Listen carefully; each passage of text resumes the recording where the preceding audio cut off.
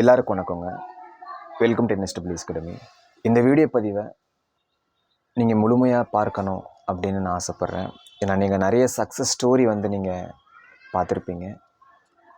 இது failure stories related ஒரு எடுத்துக்காட்டோடு நான் ஆரம்பிச்சுக்கிறேன்.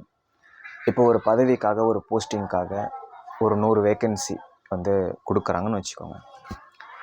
அந்த 100 வேக்கன்சி, அந்த 100 போஸ்டிங்க்கு ஒரு லட்சம் பேர் போட்டி போடுறாங்க. போட்டி போட்டு அதில் ஒரு 100 பேருக்கு வேலை கிடைக்குது. Based on their marks, based on their scores கிடைக்குது. தகுதியானவர்கள், வெற்றியாளர்கள் அப்படிங்கிற அடிப்படையில் அவங்களுக்கு அந்த 100 பேர் வேலைக்கு போயிடுறாங்க. அந்த 1 லட்சம் பேரில் 100 பேர் வேலைக்கு போயிடுறாங்க. அவங்க செட்டில்டு. இவன் மீதி இருக்கிற ஒரு 99,900 பேர் என்ன ஆறாங்க அப்படிங்கிறத பற்றி நீங்கள் யோசிச்சிருக்கீங்களா? சார், அந்த 99,900ல் நானும் ஒருவன் அப்படின்னா கீழே கமெண்ட் பண்ணுங்கள். நான் தெரிஞ்சுக்கிறது மட்டும் கிடையாது, நீங்களும் தெரிஞ்சுக்கணும் அப்படிங்கிறதுக்காக தான். நிறைய பேச விரும்பலை. மனசுக்குள்ளே இருக்கிறத மட்டும் நான் சொல்லிட்டு போகணுன்னு நான் ஆசைப்பட்றேன். நடுவில் தோணாதது, மனசுக்கு தோணாதது நான் சொல்கிறேன். இப்போது based on their marks, scores வெற்றி பெற்றவர்கள் எல்லாம் வெற்றியாளர்கள் தான். கண்டிப்பாக வெற்றியாளர்கள் தான். இப்போ நான் சொன்ன எடுத்துக்காட்டே வச்சுக்கோங்க. அந்த 1 லட்சம் பேரில் அந்த 1 லட்சம் பேரில் அந்த 100 பேர் போஸ்டிங் வாங்கிட்டாங்க. அப்போ மீதி 99,900 பேர் இருக்கிறாங்க. இதில் வேக்கன்சி சப்போஸ் இன்க்ரீஸ் ஆயிடுச்சு. இப்போ இன்னொரு 100 வேக்கன்சி இன்க்ரீஸ் ஆயிடுச்சு அப்படின்னா அந்த 99,900ல் அந்த லாஸ்ட் 99,900ல் அடுத்த அந்த கட் ஆஃப் இந்த அடிப்படையில் அடுத்த ஒரு 100 பேர் போயிட்டாங்கன்னா 99,000 எத்தனை பேருங்க இருப்பாங்க? 99,800 பேர் இருப்பாங்க. சரிங்களா? அப்போது இந்த இடத்துல வேக்கன்சியுமே மிகப்பெரிய ஒரு ரோல் ப்ளே பண்ணுது. ஸோ வேக்கன்சி என்னை பொறுத்த வரைக்கும் ஒரு வேக்கன்சிங்கிறது ஒரு லைஃப் அப்படிங்கிறது தான் இந்த இடத்துல பார்க்கப்படுது. அப்போ மீதி பேர் வெற்றியாளர் இல்லையா அப்படின்னா அப்படி இல்லை. நம்ம அதுக்கேற்ற மாதிரி வரணும். இப்போ 170 எடுத்தால் தான் வேலை. இப்போது 170 எடுத்தால் தான் வேலை. இப்போ 169 எடுத்திருப்பாங்க, இல்லை 168 எடுத்திருப்பாங்க, இல்லை 167 எடுத்திருப்பாங்க, அப்படிலாம் எடுத்திருப்பாங்க. அப்போ 170 எடுத்தால்தான் வேலை. இஃப் சப்போஸ் 170 இல்லைனா 169 இல்லைனா 168. உங்களுக்கு புரியுதுங்களா? அப்போது இங்கே யாரும் ஃபெயிலியர் அப்படின்னு இல்லைங்க. என்னை பொறுத்த வரைக்கும் ஃபெயிலியர் அப்படின்னு இல்லை. உங்களுடைய ஸ்கோர்ஸ் இன்னும் அதிகரிக்கணும், அவ்வளோதான். நீங்கள் ஸ்கோர்ஸ் எடுக்காமல் இல்லை, பட் அது போதல், அவ்வளோதான். ஏன்னா நிறைய பேர் ஃபீல் பண்ணுறீங்க, சார் நான் கிளியர் பண்ணல, எனக்கு கொஞ்சம் இதில் தான் போச்சு, எனக்கு ஃபெயிலான மாதிரி ஃபீல் ஆகுது. இல்லை, கண்டிப்பாக இல்லை. என்னை பொறுத்த வரைக்கும் கண்டிப்பாக இல்லை. உங்களுடைய மார்க் இன்னும் கொஞ்சம் அதிகரித்திருந்தால் நீங்கள் உள்ளே போயிருக்கலாம். ஆமாவா இல்லையா? கண்டிப்பாக ஆமாம் தான். பட் நம்ம ஒரு கொஞ்சம் லோடிங் ஆகுது. ஒரு உண்மையை நம்ம தெரிஞ்சுக்கணுங்க. எந்த ஒரு போட்டித் தேர்வுனாக இருக்கலாங்க. அதை TNPSC, UPSC, இந்த IBPSஆக இருக்கலாம், போலீஸ் எக்ஸாமினேஷனாக இருக்கலாம், SSCயாக இருக்கலாம், இல்லை எனி எக்ஸாமினேஷன், எனி ரெஸ்பெக்ட் எக்ஸாமினேஷனாக இருக்கலாம். அந்த எக்ஸாமினேஷன் கிளியர் பண்ணுறதுக்கு நமக்கு கண்டிப்பாக ஒரு வருடம் தேவை. சாலிடாக ஒரு வருடம் தேவை. நம்ம தவம் இருந்து படிக்கணும். நமக்கு எந்த ஒரு திங்கிங்கும் இருக்கக்கூடாது. ஃபுல் அண்ட் ஃபுல் நம்ம இறங்கி படிச்சுக்கிட்டே இருக்கணும். சப்ஜெக்டை புரிஞ்சிக்கணும். புரிஞ்ச பிறகு டெஸ்ட் எழுதணும். அந்த டெஸ்ட்டை நல்ல ஸ்கோர் எடுக்கணும். எந்த மாதிரி ஸ்கோர்னால் கரண்ட்டாக இருக்கக்கூடிய அந்த ஸ்கோரை விட அதிகமாக எடுக்கணும். ஓகேங்களா? நம்ம ரேங்க் லிஸ்ட்டில் 10க்குள்ளே வரணும், முடிஞ்ச அளவுக்கு 3க்குள்ளே வரணும். ஸோ இந்த அளவுக்கு நம்ம ரெடியாக இருந்தோம் அப்படின்னா நம்ம கிளியர் பண்ணலாம். ஏன்னா இப்போ போட்டித் தேர்வர்களும் அதிகமாக இருக்கிறாங்க. அவங்களுடைய ஸ்டாண்டர்ட் ஆஃப் ப்ரிப்பரேஷன் அப்படிங்கிறது அதிகரிச்சுக்கிட்டே இருக்குது. நாளுக்கு நாள் அதிகரிச்சுட்டே இருக்குது. கட் ஆஃப் அதிகரிச்சிட்ருக்கு. சரிங்களா? ஸோ அதுக்கேற்ற மாதிரி நம்ம ரெடி பண்ணால் மட்டும்தான் நம்ம கிளியர் பண்ண முடியும்னு கூட இல்லை. கிளியர் பண்ணுறதுக்கு ஒரு வாய்ப்பு. கிளியர் பண்ணிவிட்டு அழகாக நமக்கு என்ன போஸ்டிங் வேணுமோ வாங்கிட்டு போயிடலாம். இல்லை, இந்த பக்கம் பாருங்களேன்.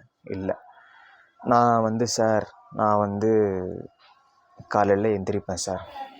காலையில் எந்திரிச்சிட்டு சார் அப்படியே ஃபோனை பார்த்துட்டு சார், டிவி பார்த்துட்டு சார், அப்படியே கொஞ்சம் ஜாலியாக பேசிவிட்டு சார், டைம் ஸ்பெண்ட் பண்ணிவிட்டு அங்கே இங்கே டைம் ஸ்பெண்ட் பண்ணிவிட்டு ஒரு 4 to 5 hours படிப்பேன் சார். நான் கொஞ்சம் ஜாலியாக வந்து இருப்பேன் சார். நான் அங்கே போவேன் சார், இங்கே போவேன் சார் அப்படின்னு சொல்லி இப்போல்லாம் பண்ணிட்டுருந்தீங்க அப்படின்னா ரொம்ப கஷ்டங்க. கரெக்டாக இதுதான் வழிமுறைகள். இந்த வழிமுறைகளை ஃபாலோ பண்ணால் தான் நம்ம வந்து அட்லீஸ்ட் வேலை கிடைக்கிறதுக்கு ஒரு வாய்ப்பு அப்படிங்கிற அளவுக்கு இருக்கும். நம்ம வந்து எந்த ஒரு தேர்வு வந்து கரெக்டாக வந்து சூஸ் பண்ணுறோமோ அந்த தேர்வை வந்து வெற்றி பெற்று போக முடியும். நம்ம வந்து கொஞ்சம் அசால்ட்டாக, கொஞ்சம் வந்து லெத்தாஜிக்காக அப்படிங்கிற மாதிரி இருக்கிற மாதிரி இருந்தால் நம்ம கிளியர் பண்ணுறது ரொம்ப ரொம்ப கஷ்டம். இது வந்து சொல்கிறதுக்கு ரியலி சாரி.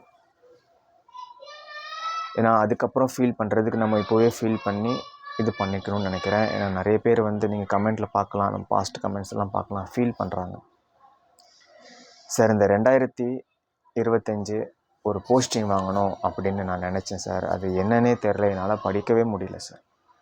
கை கூடலை சார், சுச்சுவேஷன் வந்து கை கூடவே இல்லை சார். என்னால் படிக்கவே முடியல, என்ன பண்ணுறதுன்னு தெரில. அந்த ஒர்க் இந்த ஒர்க் ஏதாவது ஒரு ஒர்க் வந்துடுது சார். எல்லா ஒர்க்கும் பண்ண முடியுதுன்னா படிக்கிற ஒர்க்கு மட்டும் பண்ண முடியல அப்படிங்கிற மாதிரிலாம் சொல்கிறேன். இந்த காரணங்கள்லாம் நம்மளால் சொல்ல முடியுமா போய்? இந்த காரணங்கள்லாம் நல்லா இருக்குங்களா? அதே போல் வந்து நிறைய விஷயங்கள் இருக்குது, சொல்கிறதுக்கு நிறைய விஷயங்கள் இருக்குது. பட் வந்து எல்லாமே வந்து ஒரு நீட்டாக எடுத்து சொல்லணும்னு நான் நினைக்கிறேன். இப்போ நீங்கள் வந்து ஒரு இன்ஸ்டியூட்டில் படிச்சுட்ருக்கீங்க, சரிங்களா? இன்ஸ்டியூட்டில் படிச்சுட்ருக்கீங்க, 2025 பேட்சுன்னு வச்சுக்கலாம். சரி வேணாம், 2025 இல்லை, இப்போ வந்து ஒரு 2020 பேட்சுன்னு வச்சுக்கலாம். படிச்சுட்ருக்கீங்க. இப்போ ஒவ்வொரு வருடமும் மாணவர்கள் வந்து அடுத்தடுத்து அப்டேட் ஆகிட்டு தான் இருப்பாங்க, வந்துக்கிட்டு தான் இருப்பாங்க. அப்போ 2020 பேட்ச், நீங்கள் 2020 பேட்ச் நீங்கள் ஒரு வருஷம் படிச்சுட்ருக்கீங்க. இப்போ 2021 பேட்சுக்கு நீங்கள் வந்து ஒரு சீனியர் ஆஸ்பிரண்ட்டாக அவங்க கண்ணுக்கு தெரிவிங்க. உங்கள் மேலே ஒரு நல்ல ஒரு ரெஸ்பெக்ட் இருக்கும், சரிங்களா? ரெஸ்பெக்ட் நல்லா இருக்கும். அப்போ நீங்கள் வந்து 2022 ஆகுது. இப்போ 2020 நீங்கள் தேர்வு கிளியர் பண்ணல, 2021 நீங்கள் கிளியர் பண்ணல. இப்போ 2022 அந்த 2021 மாணவன் 2022க்கு போகிறாங்க. அப்படிங்கிறப்போ ஓப்பனாக சொல்லிட்டோங்களா? ஏன்னா எதுக்கு நம்ம ரொம்ப வந்து இது பண்ணிக்கிட்டு பண்ணுற மாதிரி. நீங்கள் ஒரு 4-5 வருஷம் கிளியர் பண்ணாமல் இருக்குன்னு வச்சுக்கோங்க. இப்போ 2020 நீங்கள் ஜாயின் பண்ணீங்க, இப்போ 2025 இவ்வளோ வருஷம் நீங்கள் கிளியர் பண்ணுன்னு வச்சுக்கோங்க. இப்போ புதுசாக வர பசங்களுக்கு வந்து நீங்கள் எப்படி தெரிவிங்க சார்? எப்படி சார் தெரிவிங்க? எப்படி நீங்கள் தெரிவிங்க? இது ஒருத்தர் சொன்னது என்கிட்ட. ஆக்சுவலாக வந்து எனக்கே என்னை பார்க்கும்போது ஒரு மாதிரியா ஃபெயிலியராக ஃபீல் ஆகுது சார் அப்படின்னு சொல்லி. அதாவது உண்மையாலுமே அந்த 5 வருடம் ஃபுல் எஃபர்ட்டு போட்டு படிச்சிருந்தா 2025 2026 2027 ஏதோ ஒரு இதில் கிளியராகி போயிடுவீங்க. ஆனால் சரியாக ப்ரிப்பேர் பண்ணாமல் அறகுறையாக அசால்ட்டாக லெத்தாஜிக்காக இருந்துகிட்டு இருந்தால் அது ரொம்ப கஷ்டம்தான், ரொம்ப கஷ்டம்தான். நீங்கள் சரியான வழிமுறையில் போயிட்டுருக்கீங்க, கட் ஆஃப் நெருங்கிட்டுருக்கு அப்படின்னா கண்டிப்பாக இந்த வார்த்தை வேண்டாம். சான்ஸ் நீங்கள் கிளியர் பண்ணுறதுக்கு ஒரு வாய்ப்பு இருக்குது, சரிங்களா? ஆனால் அசால்ட்டாக இது பண்ணுறீங்க அப்படின்னா, ஏன்னா அவர் ஃபீல் பண்ணுறாரு, இல்லை பிரதர், நான் வந்து ஜாயின் பண்ணும்போது அடுத்த வருஷம் அவங்க ஜாயின் பண்ணாங்க, என்னை ரொம்ப ரெஸ்பெக்டாக பார்த்தாங்க. இப்போ வந்து என்னடா அந்த அண்ணனே கிளியர் பண்ணல அப்படிங்கிற மாதிரி அதுவுமே வந்து ஒரு நெகட்டிவாக தான் இருக்கும், ஓகேங்களா? அதுதான் சொல்கிறேன். அந்த 1,00,000 பேரில் அந்த கிளியர் பண்ணுற அந்த 100 பேர் ஓகே. பட் அந்த ரிமைனிங் 99,900 பேர் 99,900 பேர் என்ன ஆகிறாங்க அப்படிங்கிறது தான் இந்த வீடியோ பதிவோடைய ஒரு நோக்கமாக இருக்குது. என்னை பொறுத்த வரைக்கும், எனக்கு தெரிஞ்ச வரைக்கும் அப் டு மை நாலேஜ் வந்து ஏதாவது வந்து ஒர்க்கில் இருந்துட்டு படிக்கிறவங்க இஃப் சப்போஸ் கிளியர் ஆகலாம் அந்த ஒர்க் கண்டினியூ பண்ணிக்கலாம். இந்த பிஸ்னஸ் இருக்கிறவங்க அந்த எக்ஸாமினேஷன் கிளியர் ஆகணும்னா பிஸ்னஸை கண்டினியூ பண்ணிக்கலாம். ஸோ ஏதாவது ஒரு சோர்ஸ் இருந்து படிக்கிறவங்க அது இல்லை அப்படின்னா அதை கிளியர் பண்ணிக்கலாம்.